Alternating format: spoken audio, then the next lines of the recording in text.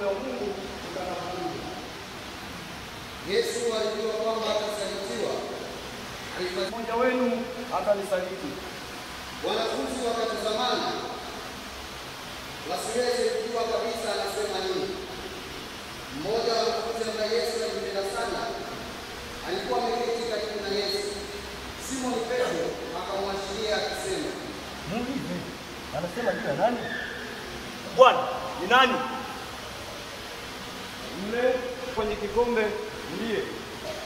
Akatoa kipande cha mkate, akachovya katika kikombe, akampa Yuda mwana wa Simoni Iskarioti. Yuda alipokwisha kupokea kipande hicho, Shetani akamwingia. Basi Yesu akasema, Nachotaka kukifanya, kifanye haraka.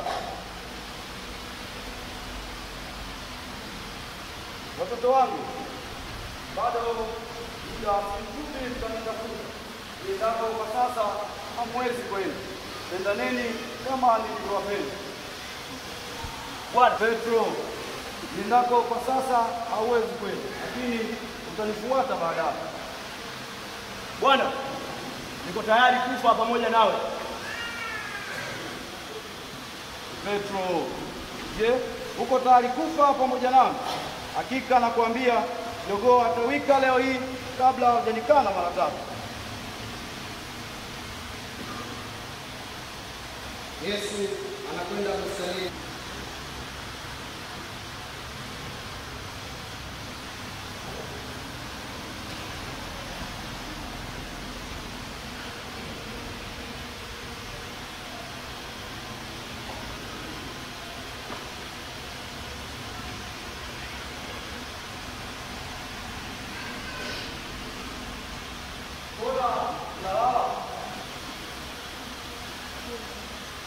Mcheni mstari nje mkaingia madenguni.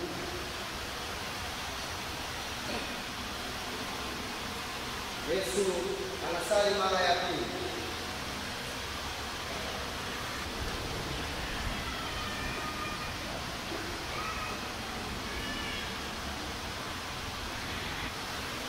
Yakobo, Yohane, nani pia wachunga pamoja nami hata mstari mmoja wa mstari. Mcheni mstari msije mkaingia madenguni.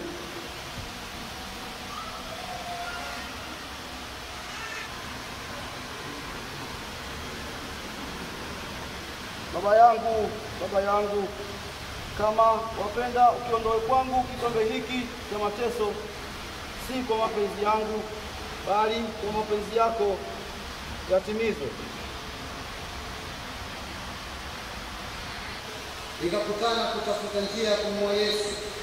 Basi Shetani alimwingia Yuda, mmoja wa wale 12, akajadiliana na wazee jinsi atakapomkabidhi Yesu kwao.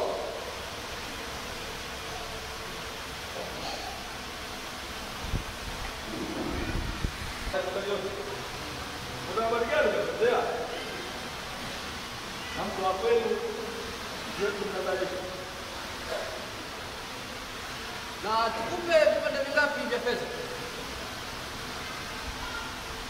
Sema nani?